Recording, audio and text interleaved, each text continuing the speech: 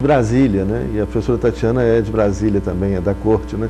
E aí a gente estava falando do futebol mineiro, eu comecei a falar, porque o fulano dibrou um, dibrou dois, dibrou três. E aí eles ficaram indignados, falaram, mas professor, eu sei um professor doutor falando dibra. Dibre, né? É drible, né? Dribla. Eu falei, olha, mas esse é o problema da diferença do futebol no Distrito Federal e o futebol em Minas Gerais, né? Porque lá fica dribla um, dribla dois, você tropeça na língua e o cara acaba não driblando futebol, ninguém, não tem futebol. Né? Ou seja, isso é uma variação regional, chamado por alguns de uma variação regional da linguagem culta. Mas voltando lá ao caso da Espanha, esses estados modernos todos eles se formaram a partir da hegemonia de um grupo sobre os demais. Né? E no caso espanhol foi a hegemonia do grupo dos castelhanos, os que falam castelhano, que se torna o idioma espanhol. Então o espanhol é o castelhano. Né, que se fala da rainha Isabel de Castilha e de Aragão também, onde se falava o castelhano.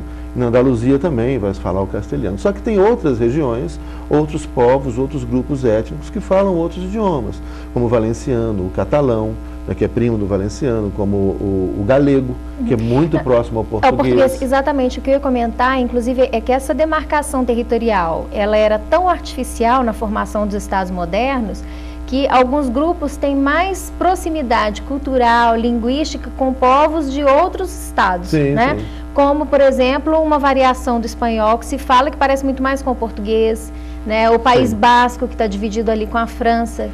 O caso do galego, né, é muito próximo ao português, né? Você tira o J, põe o X, para nós é o português escrito errado, né? É muito próximo ao português, o galego, né?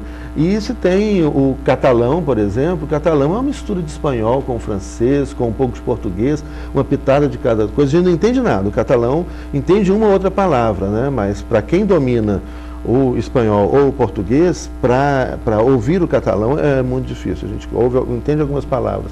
Já o basco é diferente. Teve uma experiência interessante com a gente mesmo, que foi, nós conhecemos uma chilena, uma professora chilena, professora de ciência política na Espanha, e nós conversávamos normalmente e a gente estava entusiasmado até por entender tudo que ela fala e ela também entendendo muito bem o que a gente fala. E aí ela resolveu explicar pra gente que, na verdade, ela estava falando de um modo mais universal, vamos dizer assim, o espanhol mais universal. O espanhol, o castelhano mais... Ela falou, porque se eu conversar do jeito que eu converso lá no Chile, vocês não vão entender nada. Por exemplo, ela começou a falar, parecia que era outro idioma, não estava entendendo nada. Em Cuba, né, quando os cubanos conversam entre eles, a gente não entende nada, fala rápido, um monte de gírias, né? Isso é a riqueza do idioma, isso é muito, muito interessante. Agora, o caso basco também é um caso atípico. O povo basco, eles têm um idioma pré-indo-europeu, então não parece com nada do restante da Europa. O ETA, que é um movimento de independência, de luta pela independência basca, que foi um país ocupado pelos castelhanos, como também os catalães, valencianos, etc. O ETA quer dizer Euskadi ta Askatazuna, que é pátria basca e liberdade. É um idioma que não tem nada a ver, não tem influência latina, ela é pré-indo-europeu. Né, daquele povo que algumas pesquisas mostram que é o povo que menos se misturou, um dos que menos se misturou geneticamente na história. E os bascos também têm um movimento independentista muito forte, e nessa última eleição agora na Espanha, os nacionalistas venceram amplamente as eleições. Os nacionalistas e os nacionalistas de esquerda, que eram o ETA, agora o braço político do ETA, o ETA entregou as armas, que criou o Bildu, né, que é o partido de esquerda basco, que também teve uma votação extraordinária. Bom, mas agora vamos à questão polêmica, né? E o que o resto da Espanha acha da separação da Catalunha, ou do País Basco? Pois é, aí, isso olha, a gente imaginar isso historicamente, nós estamos diante de uma mudança histórica que vai romper com os últimos 500 anos de construção de um dos primeiros estados modernos, que foi a Espanha. O primeiro estado moderno foi Portugal, começa em século XII, século XIII, depois Espanha, depois França, aí Holanda, Reino Unido, etc. E vai, muitos estados continuaram se formando, no caso a Itália moderna, a Itália unificada foi em 1861, né? A Alemanha unificada foi em 1870. Né? Aliás, além desses movimentos separatistas, tinha também a região de Flandres querendo se separar, que também, não tem movimento... Isso, e Escócia. Pois é, vamos então por partes. O caso espanhol, perder a Catalunha, o que parece, eu acho, obviamente, essa coisa de uma avaliação histórica que parece inevitável. Eu acho que o atual sistema, segurar a Catalunha na Espanha é quase impossível.